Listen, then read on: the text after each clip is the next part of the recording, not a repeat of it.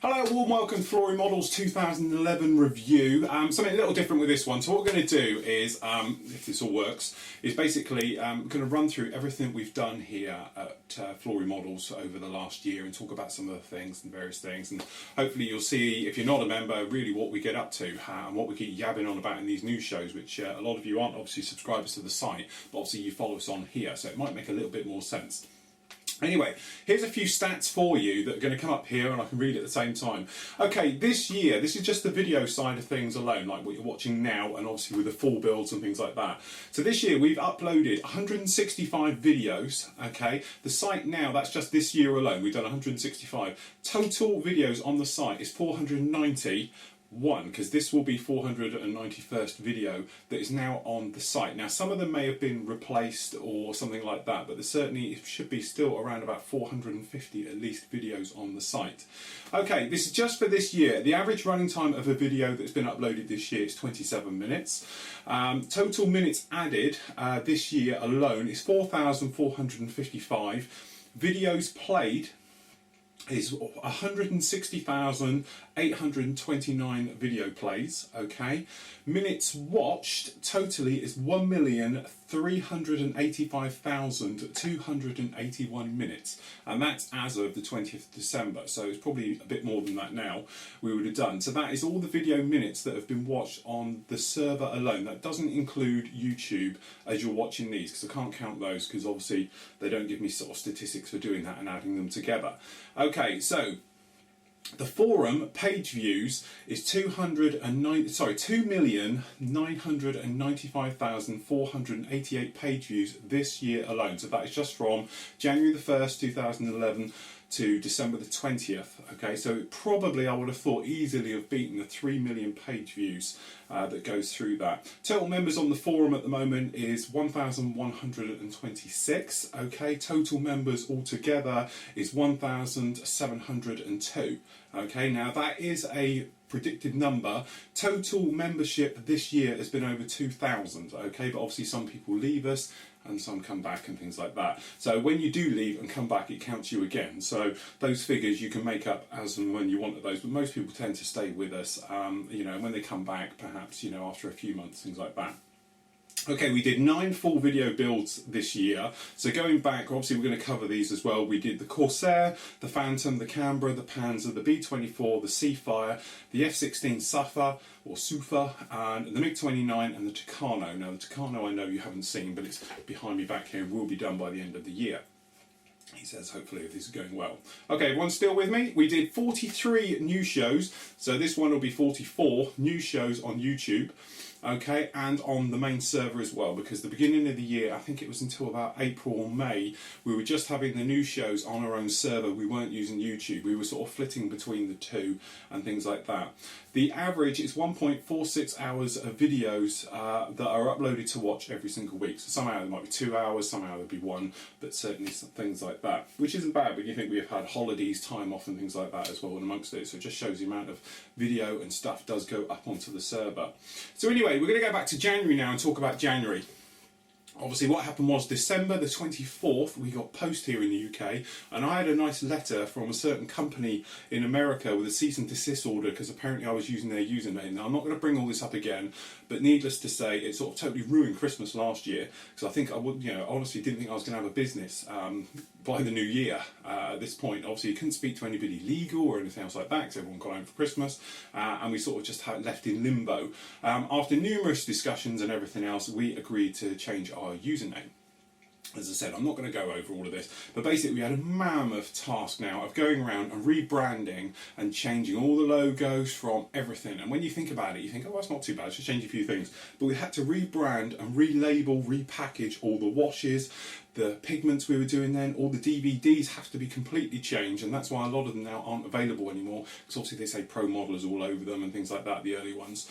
So it sort of put a spanner in the works for everything else like that. So it took a lot of work, and myself and Mel worked really hard to try and get this up to speed and pushing through, and so it was sort of seamless for everybody. So anyway, after that we sort of managed to get ourselves on our feet, back up again, and we were off. And to start off the new year, we actually started with something which we hadn't done before, and that was working with fibre optic optics on two what I called then super builds. Okay, so instead of just doing a standard out of the box and away we go, I wanted to sort of show you what we could do with a little bit more time doing a video build, and certainly using a few new techniques and a few things. So what we started off with was doing the Corsair here.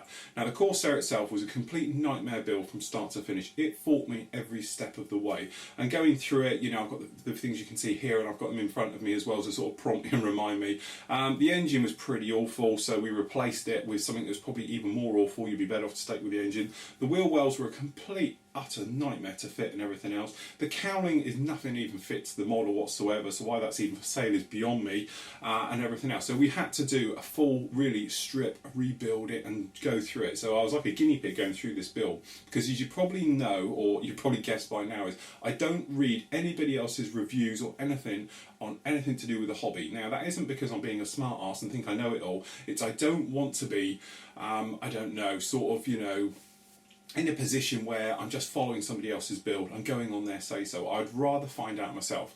I should have really checked a few little things on the internet and been around and seen some other builds, and it probably would have told me not to bother with most of it because it doesn't fit. But anyway, we went right the way through this build, and the big thing we did with this one was the first time I'd ever used LED and fibre optics and things like that to illuminate the cockpit. And as you see on these things, we went through it and we detailed up lovely things. So we detailed the engine, did lots of weathering, and moved through. Now the fibre optics, pretty straightforward, just an LED bulb, fibre optic cables coming off which went into the back of the dials. That was no problem at all for this one. That worked very, very well. The problem came about that when we tried to do weathering with this one. Now, I'm a great believer in when you think you've gone too far, you actually have, okay?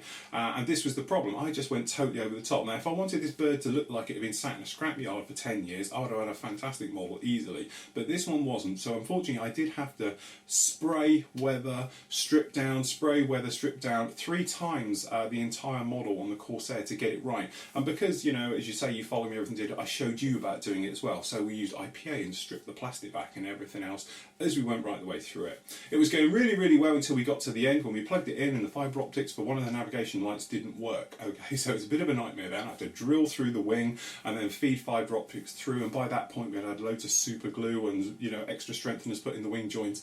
So to do that was no mean feat at all. And on top of all this, this was actually for Ross Armstrong as a commission, because he kindly donated, he paid you know, a donation to the Snap charity for me to build this one, so no pressure there either, but it was really a lot of fun. I know a lot of you enjoyed following it because it is a warts and all. This isn't like a magazine review where it's like, and this is stage 1 and this is stage 2, and stage probably 2 and a bit went completely wrong, but we just move on to stage 3. I show it as it is, and we went right the way through it. So it's pretty intense doing that particular build. At the same time we was on that one, we were actually working on the F4 Phantom. Again, fibre optics for the cockpit. Now this is the Tamiya 132nd Phantom.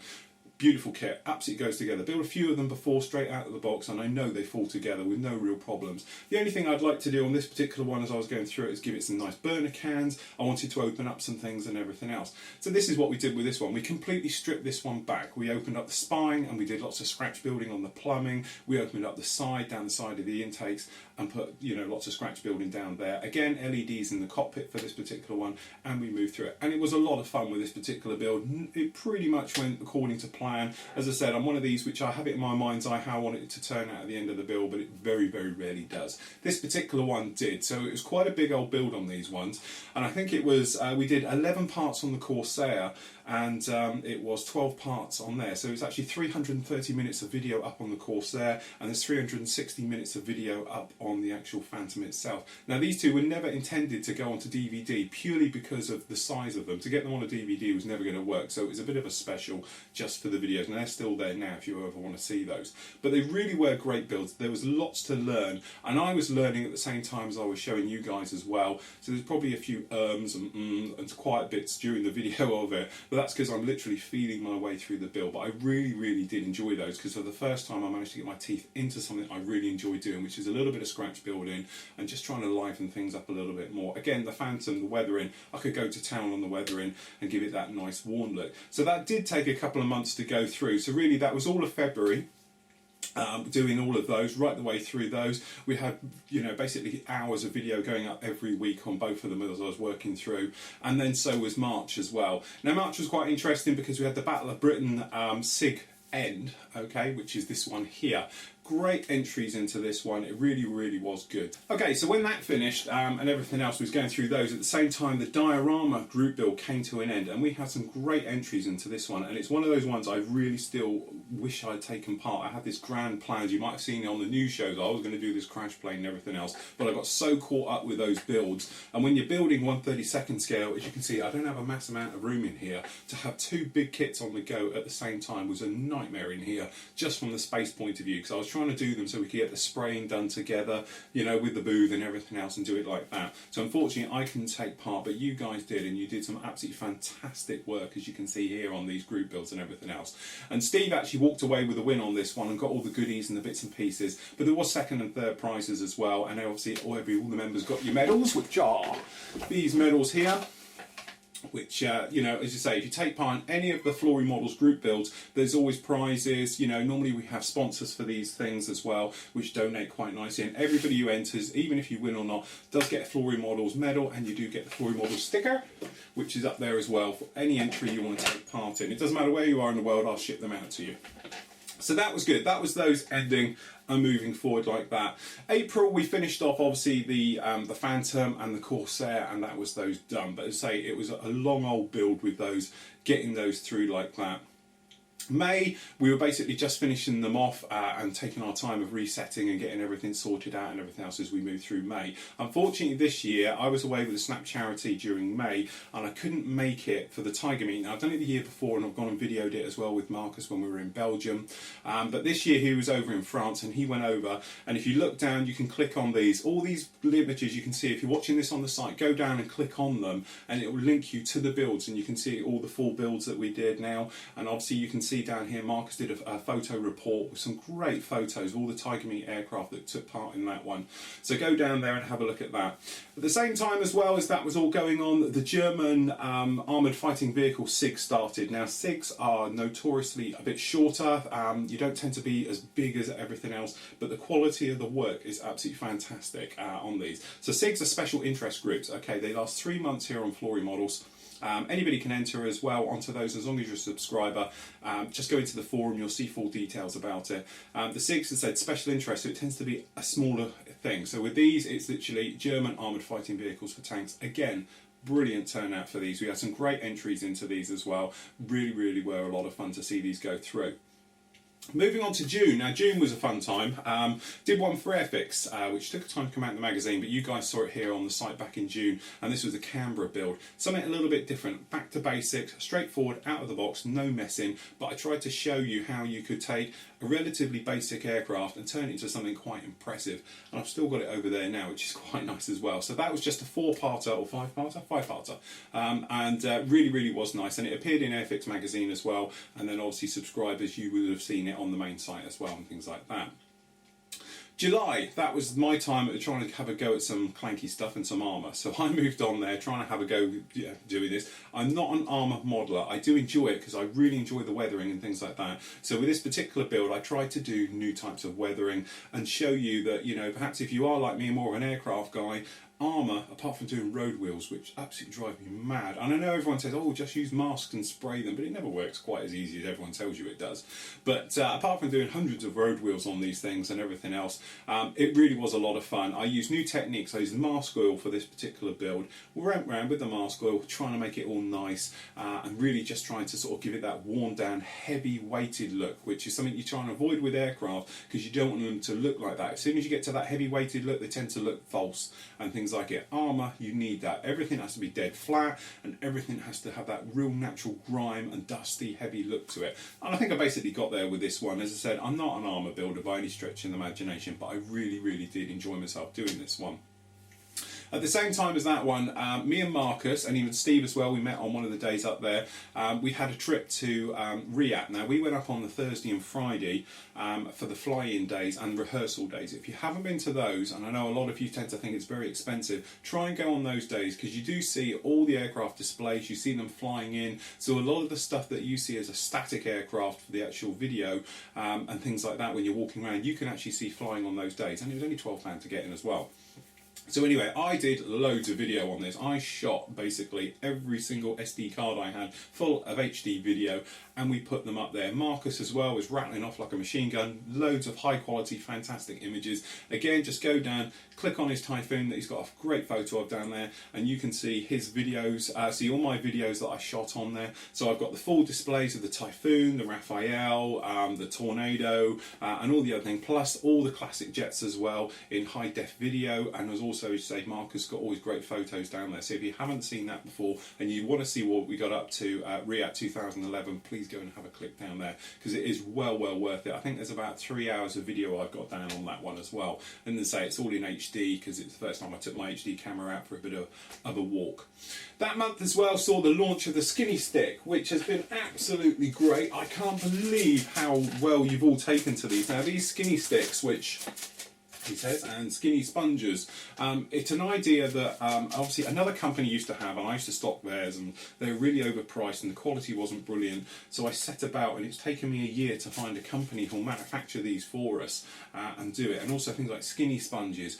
The other news is as well, we have actually got, a lot of people have asked about the polishing sets, which are these ones here, which are great for doing glass as well as polishing plastic. If you follow the Tucano video, you'll see about these. About doing these is in a skinny. Well, I'm happy to say the order has been put in. It's going to take a couple of weeks to come through to us, but we've just ordered another 100,000 of these. We went through 52,000 in 4 months. That's how well they sold. So anyway, we've got 100,000 on order now, and they should be in probably, I'm hoping, before the end of January. So we can get those out to you. So there's something to look forward to, and thank you to everybody who gave us great feedback on those. A lot of you have come up with other ideas of things perhaps we'll be able to do in the future and things like that, but Skinny Sticks, you've really all taken them to your heart, and it was a massive gamble for me financially to put in the amount of money for the research and the development and the tooling costs for doing those, and it's really paid off. So a big thank you to everybody who took them to your heart and obviously spread the word about them as well. If you want to see those, click on the thing down below. You can go to the store if you've never seen them before. Basically, they work out, they're about $4.95 a pack of 12. They last forever. They're high quality ones. They clean out fantastically, so they're not any sort of cheap town rubbish and things like that. So thanks to everyone for that. August, always busy. Well, it's busy for me. It's busy for me in the summer, but it tends to go quiet in the forum in the summer, because I know a lot of you, obviously, you've got hobbies that take you outdoors and they're going on holiday and things like that. And the last thing you want to be on a hot summer's day, if you get one in the UK, is to be stuck here in your modelling room and things like that. So it's nice to be outdoors. So it goes a little bit quiet. But I did something a little bit different, and I did a Liberator. Now I did the Edard Rebox, which is I think the old Academy kit, or somebody else's like that. For doing that one, and as I say, it was a great build because did lots of different techniques with it, with pigment scrubs and obviously with the weathering and things like that, and trying to fade down olive drab and working it through. The big thing as well is the first time we'd ever used the HD camera for going in. Now this is recording me now, we've got 2 of them now, and what they made a massive difference, because the quality went from being, yes, you can see what you're doing, to now we can actually see what you're doing. So it was a massive jump up for us. Really exciting for me. Again, it's a big investment, £2,000 cameras to do this and everything else, but it's one of those things, it's paid off dividend, and I really wish we'd done it sooner. Also, at that point, we had a fantastic day at RIAT Odium. Thanks to Larry and Chris on the site, and a lot of talking with the bosses and the powers that be.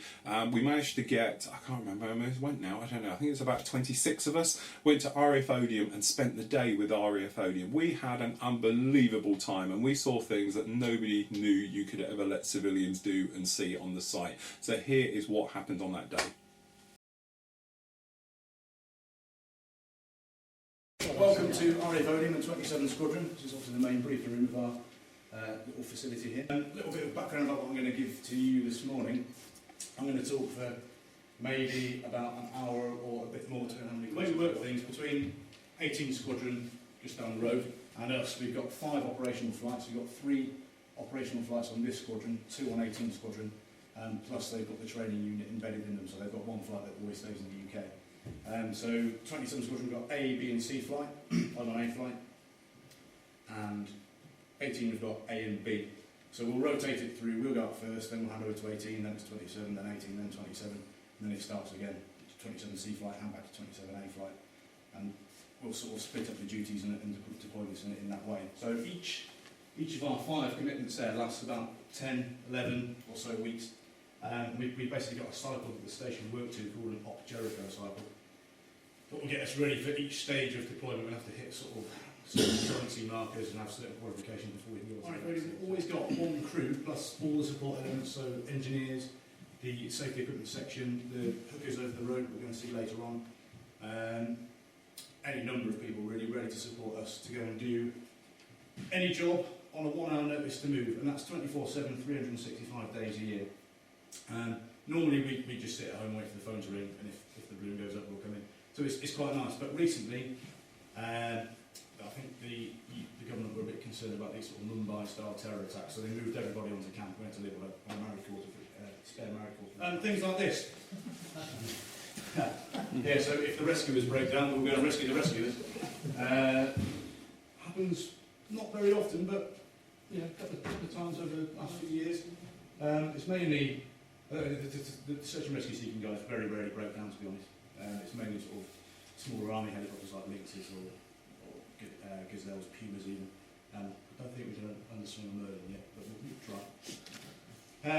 This was I think it was G8 or G20 operation back to bring him back to the UK. They didn't want him to sort of be driven through the streets, etc. So they thought he might, if he's willing to do this, he might have some mates who are willing to sort of bust him out with guns and etc. So they brought him back in a Land Rover in one of our ships. We dropped him at a police training college in Kent, and then they whisked him off down the road somewhere. So yeah, good photograph. Not only demonstrates what the more unusual sort of UK national standby call-outs, but also demonstrates what we can get in the back of the aircraft. So you can get two of them. Map of Afghanistan. This is where we work down here. This is Helmand province. We used to be based out of Kandahar, obviously in Kandahar province, just there. And then we, for our tasking, for most of our jobs, we fly from Kandahar to Camp Bastion, which is about a 40-minute transit. Land, shut down, get our day's tasking programme, brief with all the guys we're going to work with, get back in the helicopter, do 8 or 9 hours of tasking, and then fly back to Kandahar at the end of the day. So you're looking at, an hour and 20 minutes of extra flying, pretty much unnecessarily. So what they do is, as Bastion was getting bigger when we first arrived, we used to work, our area of operations used to be right up to Kajaki down at the top, all the way down to pretty much here. We used to call this area the fish hook. That was quite a nasty area. We did do ops all the way down to Baron Shah right at the bottom. We still go down there every now and again. That's a great way for the insurgents to get arms in and drugs money out. So it sort of fuels their arms trade, if you like. So we go down there every now and again just to see what they're doing. But yeah, basically our area of operations was tasking wise from there down to about here. Casualty evacuation anywhere in the province, often into Kandahar province as well, sometimes into, which one's that, Nimruz, over to the west, maybe a bit up into Farah in the north and Orazgun, northeast. You can see it borders Pakistan down at the bottom. I think Nimruz borders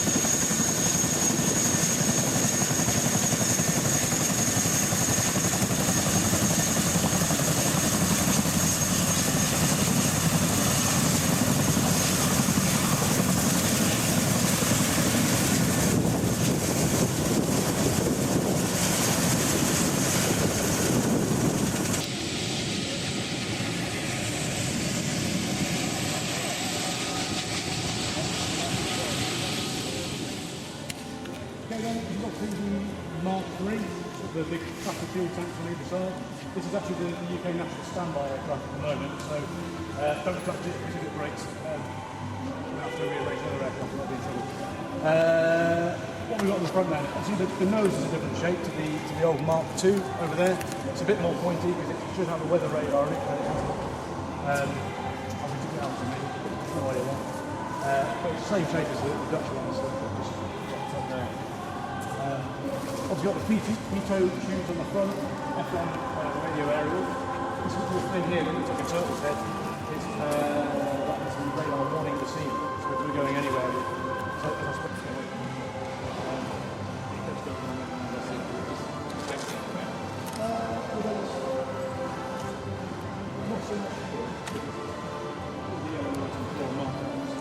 and just in the back we've got all his navigation computer there, and he can assist the front end.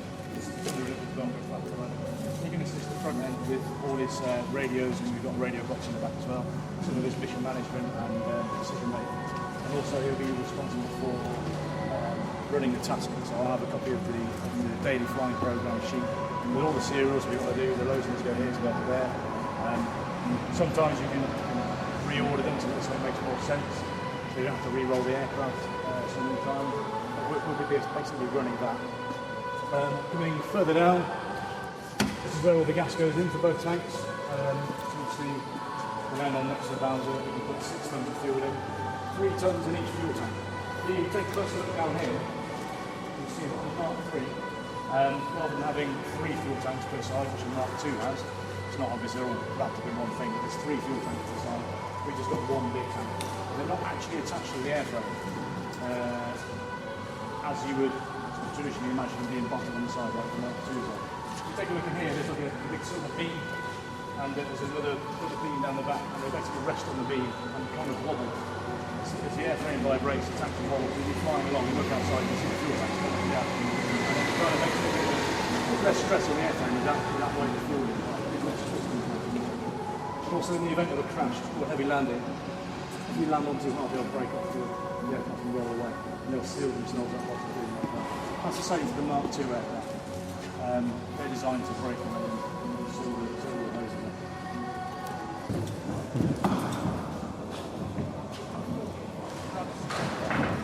Sorry, it's a bit gloomy.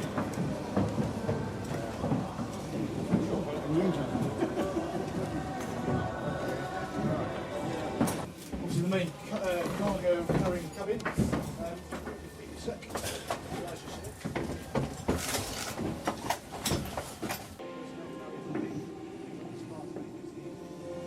Around Sanka.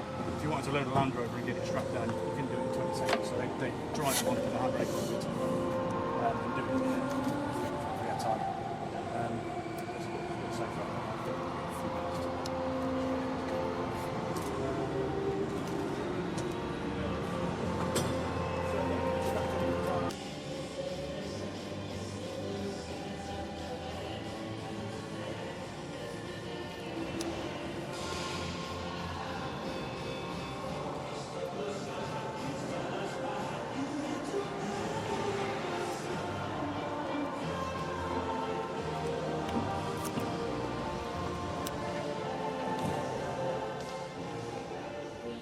Exercise Prairie Thunder in Canada, we had Exercise Passion Vortex in Jordan, Exercise Jebel Sahara in Morocco, that's been cancelled, Exercise Askari Thunder in Kenya, as well as supporting 12 Brigade for their PDT and holding national standby and getting new guys through their training syllabus. Yeah, go straight up from that, right on the horizon, very, very faintly you'll see a mast.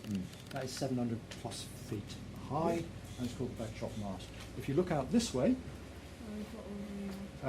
if you go straight over the top of the Bowser, that's here, right, and you'll see the mast there, that's the King's mast. We are lucky to have some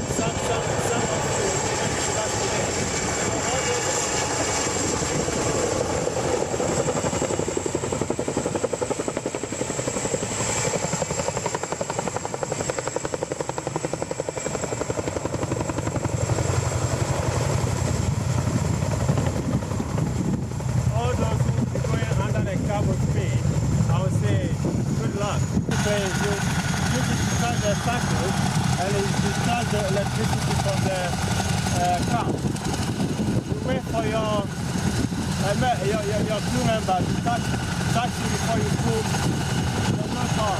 If you go before this, you'll be having Christmas before December.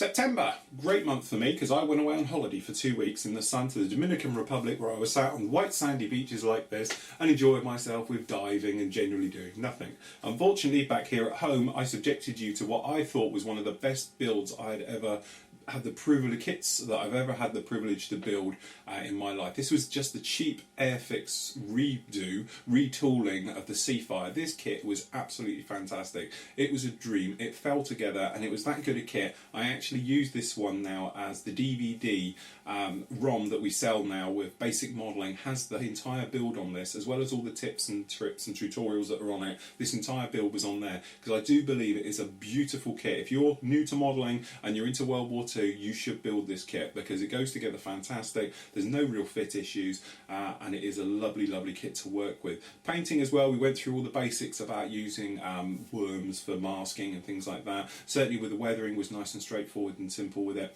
and it came together absolutely fantastic. It was a beautiful build. At the same time, we had the multi-engine group build finished. You can see here, fantastic entries went into this one. Some real big heavy duty stuff, and there was obviously some magical scratch building and special builds in that, and it really was a lot of fun with that one, seeing that one come together. Because that one finished, the new one started, and for us that actually was the Airliner and Transport SIG group build. Now that is ongoing at the moment. We've got some great entries onto that one. I'm going to be joining that straight after Christmas as well, because I know a lot of you know I've got a Transalt involved with this one, and I'm probably going to be doing the Grizzly as well. I've been talked into as well, so we might end up with more than you was actually anticipating with those types of things. So that was it. As I said, at the end of the month I went away for 2 weeks in the sun and had a fantastic time, thanks. Okay, October. Now this is where it really went up a gear for me. As I said, beginning of the year I did the Corsair and the Phantom and enjoyed those because I could really get my teeth into it. So then I'm thinking when I was on holiday, right, what can I do now? And I decided to have a go at the Academy F16i Seafire. Now the thing is with this kit, it's not a bad kit. Probably not quite as good as the Tamiya kit in 1/32nd, but I really wanted to liven it up. So how can we do that? I know Marcus says, why don't we stuff it full of LEDs and working lights, flashing lights, navigation, and obviously wheel well lights, landing lights, interior lights, and any other lights we could fit in it. And so that's exactly what we did. I went out and we bought all the resin that we could stick in this and all the photo etch and everything else, and we went from what has been to date our biggest build to date with this actual one. We wanted it in a landing configuration and things like that, so we actually really went to town with this. This was a massive build. I can't remember the timings, just let me look him up on this one. So this one was 15 parts, okay, it's 450 minutes of video on this, showing right the way through. So I go through doing all the electrics with it, showing you obviously all the resin, the conversions and everything else to really bring this one together. It was a real push at the end because I was trying to get it ready for the Telford show, for the scale model show, and in November, so I really had to push through to get that one done at the end, but it really was worth it. Really did enjoy it. It was a fantastic build, and if you haven't seen it, it's available as a DVD ROM, or if not, go and have a look, because as I say, we do fantastic ones with that. At the same time, the Allied Armoured Fighting Vehicle SIG finished as well, because we had that running at the same time, and again, fantastic entries into that one. Really was a lot of fun. Scale Model World, yes, there's the team up there and Mel as well. Had a great show. We had a fantastic show. Unfortunately, we didn't get to talk to as many as you as we'd like to. We must admit we did have quite a lot of fun in the hotel in the evenings when a few of the members as well joined us in there. We were probably the loudest table in the place, I think. Easy to say. At the same time, started working on the MiG. Now the MiG here, which I happen to have here is the one I made earlier, literally.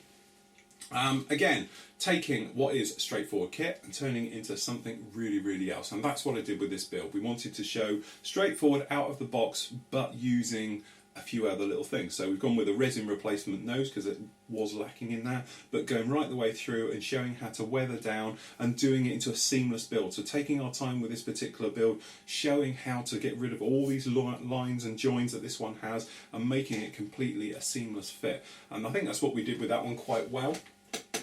It's a lovely build. If you haven't seen it and you've always got problems with rescribing, sanding and filling and making joins good, that is the video for you, because I really go to town on that one and showing exactly how to do it with using Mr. Surfacers and fillers and super glue to make it seamless and going through it like that. December, as we're getting up to date here, this is the Alley Cat one, which should be finished by the time you see this. If not, I've probably had too much to drink over Christmas. but it's a lovely kit. Multimedia kit, so that means solid resin for the main parts, some photo etch and a few normally vac form, but with this particular one you don't. It's even got a resin crystal clear canopy, and I have to say this is the first time I've done a solid resin kit since I did this kit that some of you probably remember me doing, which was a certain resin Hawkeye in 148, and was an absolute horrible kit to work with, and this is the first time I've been back to resin, and I really am enjoying it. It is a fantastic build. So that one should be up, and it will be up, well, the first parts will certainly be up by the time you see this, and the rest of it will be up just after New Year as we work through. That is about it for this particular year. We've got a few things on the go at the moment. As you see this, we've got the Swedish SIG has just finished. Okay, so we've got 2 new ones started. We've got Harrier one, which is absolutely fantastic. We've got some great builds going on there with the 124 stuff down to the 144 and everything in between. We've got the little Kestrel, which is the prototype Harrier, right the way through to GR9s and AV8 V2s and things like that. So absolutely fantastic for that. The other one we've got going on at the moment for SIG wise is obviously the Hornet one, which is what we call the bug-eyed SIG. F18 Hornets, anything literally from A to what we on now, G for the Growler, and everything in between. Obviously all the different nation ones as well. Some of you know I have built 1 or 2 of those over the year, which I know I keep going on about, but I still get haunted by nightmares from it. So I'm not going to be building one, but I will be doing a Tomcat straight after New Year and everything else like that. This is the bit where we get all gooey and all the rubbish like that, which I know everyone takes the piss at, but I'd like to really thank everybody who is a subscriber who, when we had the troubles at the beginning of the year, really helped out. We had some members who are legally trained, or new people legally trained, who are on the phone to me and emailing me from around the world with things we could do to put things right and how to work through it and everything else like that. And it really was a stressful time at that point. I was literally to the point of jacking it all in and sod it and everything else and going to work to Asda as meant, because it really was getting to me in a big way. And it was your support of like, you know, this is it, don't panic, we're going to fix it, this is kind of how we can move through, to now we're to the point where I can't even remember what happened to a lot of it and everything else like that. So it really is a fantastic thanks to all the subscribers and everybody who sort of helped during that time, but also just in general, it's you the subscribers that make the site. I sit here in this room and do videos and chat, and it's very one-dimensional because I'm talking to you, you can't answer me back. Probably a good thing. But anyway, what I mean is, in the forum though, you can get going and talk and help around everything else. And I know we have a lot of lurkers, and a lot of people will say to me, why is there only, you know, there's 1,100 odd in the forum, and there's, you know, 1,700 totally altogether. Where are the others? Well, some of the people don't want to go in forums. They generally just watch the videos and go.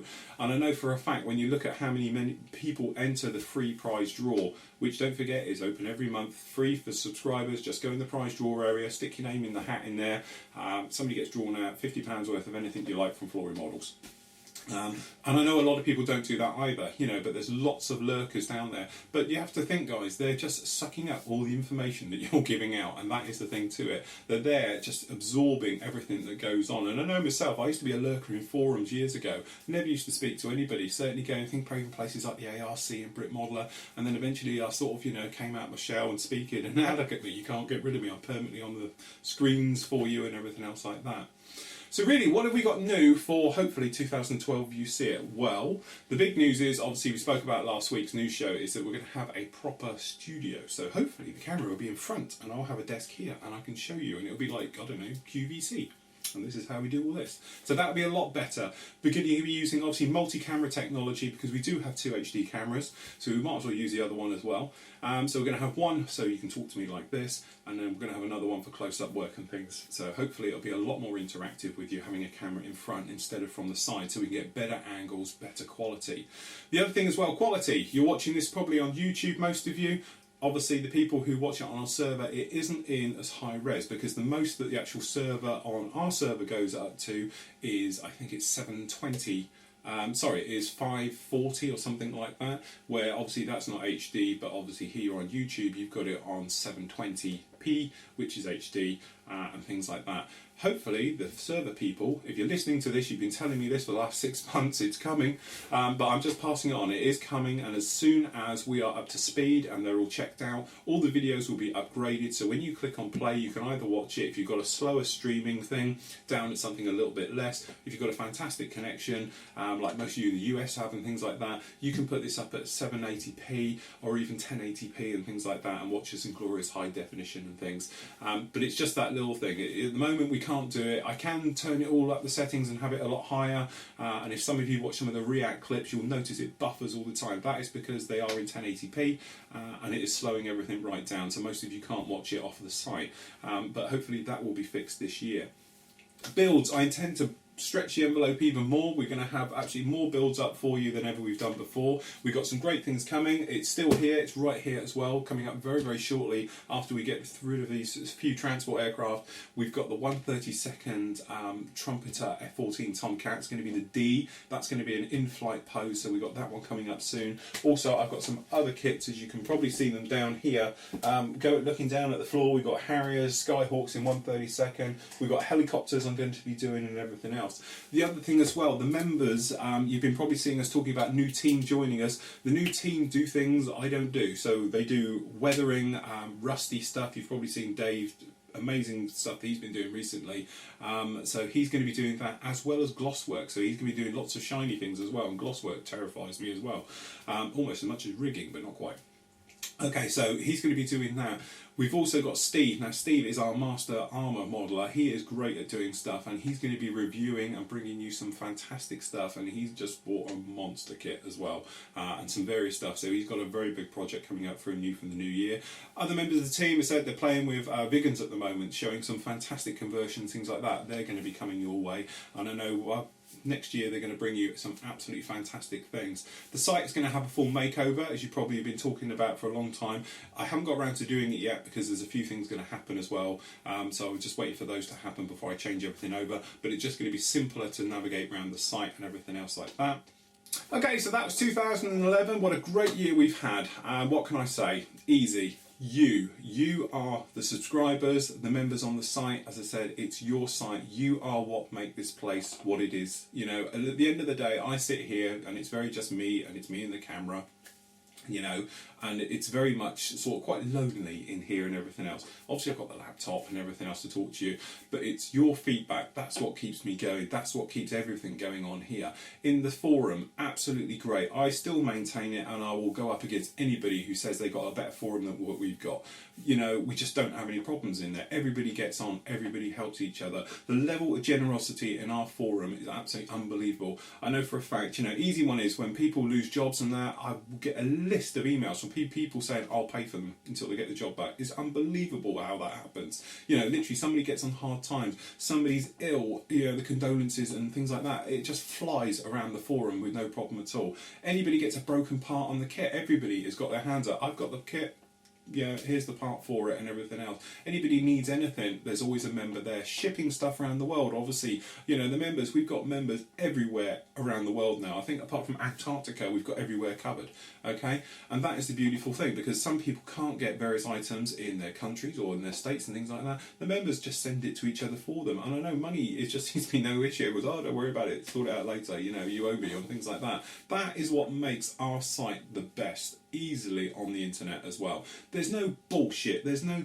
crapping, there's no rivet counting. You know, okay, if a kit's wrong, that's not just crap holes and kick holes in it, that's fix it, that's come up with some fixes, that's just talk about how you're going to make that kit correct. Even if you're that worried, I know from a fact, from my point of view, I'm not that worried about, obviously, you know, if a kit's got a slight defect, it's never bothered me. If it looks like a Tomcat, it is a Tomcat as far as I'm concerned. If it's got a horrible wing shape, let's try and fix that wing shape to make it look better, instead of just kicking the crap out of the kit and complaining about it and everything else. You might see my reviews. I know a few people have said to me, you haven't mentioned this is wrong, you haven't mentioned that's wrong. Why? Fix it. You know, it's not a fault, it just hasn't got it, or it's slightly wrong. Just fix the problem with the actual model and everything else like that. I have a great job. I have one of the best jobs in the world doing this, and I am so lucky, and not a minute goes past when I don't, you know, thank everybody for putting me into the position I am. So that's what I mean, guys. I really just thank everybody for everything you do for me, for the site, and for the other members and everything else like that. I hope you all had a good Christmas, eating far too much and everything else. I'm going to get some great modelling done in the new year. I hope I'm still inspirational to you all and everything else like that. So until next year, on behalf of myself, Mel, the team and everything else, everyone have a happy Christmas and a very peaceful new year, and I hope you get loads of modelling done in the new year. So until the New Year's show, where we'll have loads of reviews and we'll be back to normal and get rid of all this soppy mush and everything else like that. Happy New Year, everybody, and have a great 2012.